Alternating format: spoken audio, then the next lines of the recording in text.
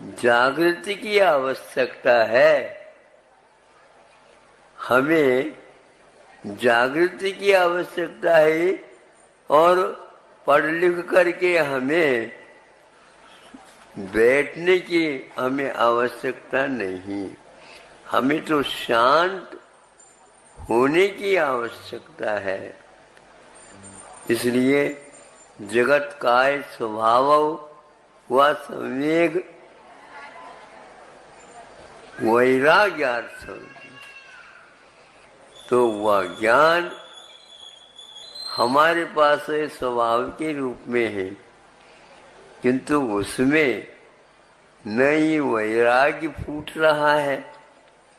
विद्यालयों से आप आवेग, उद्वेग आदि आदि उसकी क्षमताओं जान सकते हो, किंतु आत्मा का स्वभाव क्या है इसके बारे में एक सेकंड भी खर्च नहीं करते आप लोग। और हमारे पास आकर के कहते हैं महाराज शांति दे दो, तो शांत बैठ जाओ तो शांति मिल जाएगी। बस आपके पास महाराज इसलिए हम आए, हम बैठे नहीं। आज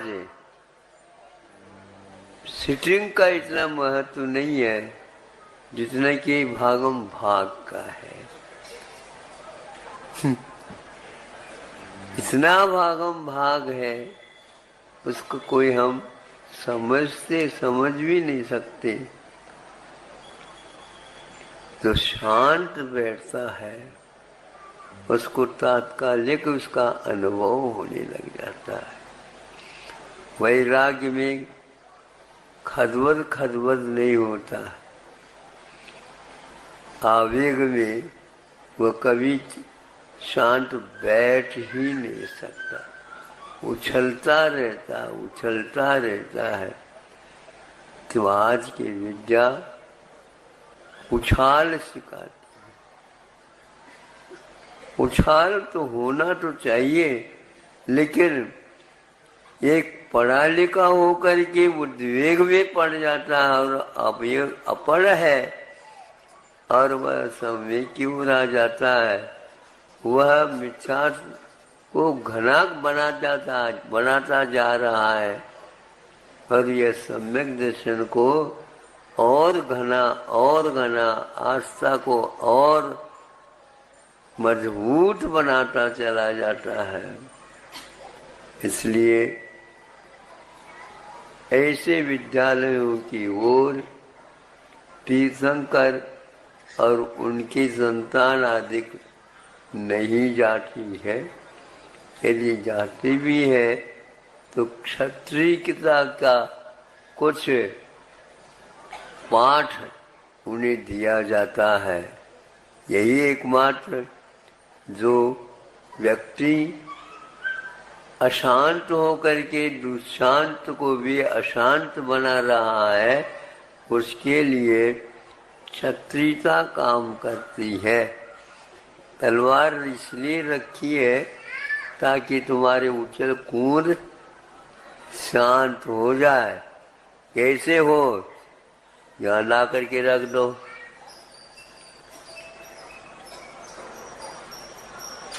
आज छुप छुप करके छापा डाला जाता। बताइए छापा क्या मानो? रेड है, अच्छा रेड हो गया, वो व्हाइट नहीं है। आप उसको रेड रखा है इसलिए निकाल दो, रख दो। और पहले क्या करते थे? पहले से ही नियम दिलवा देते थे। तो ये वो क्या कहता, व्यापारी व्यापार करके आ जाता है, लेकिन मौलिक जो कोई भी वस्तु है उनको वह अपने पास न रख करके राजकोष में ही वह जाए, राजा के सामने भेंट के दे। बरसों व्यापार करके आते हैं जहाज भर भर करके लिए आते हैं, किंतु ये सब भगवान राजा को भी भगवान प्रभु दीनानाथ ये कह करके ये सब आपका है, तो वो चुन करके राजकोष में पहुंचा देता। राजा हीरा मोती माणिक इत्यादि को पहन तो लेता है, लेकिन पहनाव के अलग है, और राजकोष में जो रखा जाता है वहां पर ताला लगा दिया जाता है, लेकिन चाबी कभी भी नहीं रखता। कौन? राजा। क्योंकि उसके पास तो तलवार और ढाल रहता है, पढ़ा लिखा नहीं रहता, इसलिए अपने आप ही राजा का काम हो जाता है। उनको कहीं न्यायालय में जाने की आवश्यकता नहीं है, उनको स्वयं न्यायाधीश पद मिला है, और वह क्षत्रियता को कभी नहीं छोड़ता। पर बढ़िया लोग क्षत्रियता का रहस्य नहीं समझते। सुन रहे हो? हाँ, आप तो केवल तोलना जानते हैं, और तोल में भी यदि मान लो और कमाई ज्यादा करना है, डंडी मारना चाहिए।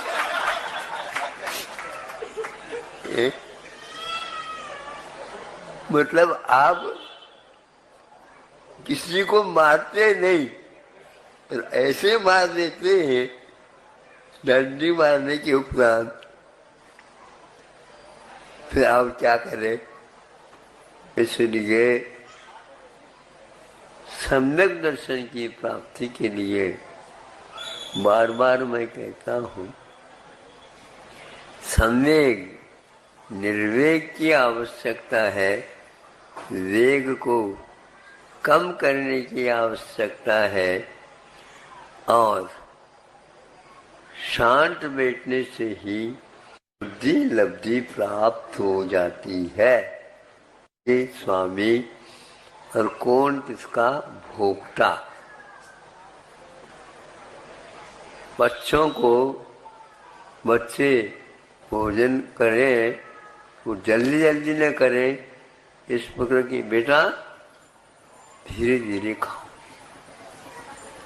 ताकि पच जाए। हाँ, दांतों का काम यदि आंतों को दोगे तो दांत बहुत जल्दी गिर जाएंगे, और आंत के ऊपर ज्यादा जोर पड़ेगा। इसलिए जो कमजोर व्यक्ति है उसके ऊपर ज्यादा बर्डन भार दोगे तो कोई भी उसका आभार नहीं मान सकेगा। ये गलत बात हो रही। तो इसलिए पढ़ा लिखा भी यदि आवेग में आ रहा है उससे आप बचो। ये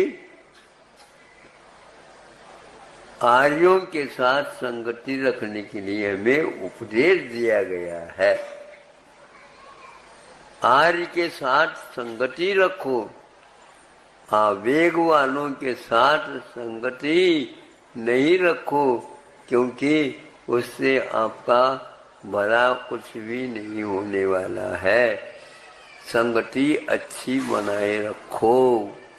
इसीलिए कहा तो वह पढ़ाई जो हो रही है और कोई संगति उसमें मिलती ही नहीं, सब विसंगतियां, पिताजी माँ आदि शांत है और आज युवा शक्ति अशांत है।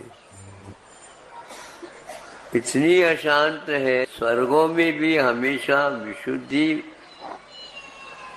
ऊपर ऊपर बनी हुई रहती है, इसलिए उनको पाठशाला की कोई आवश्यकता नहीं होती है।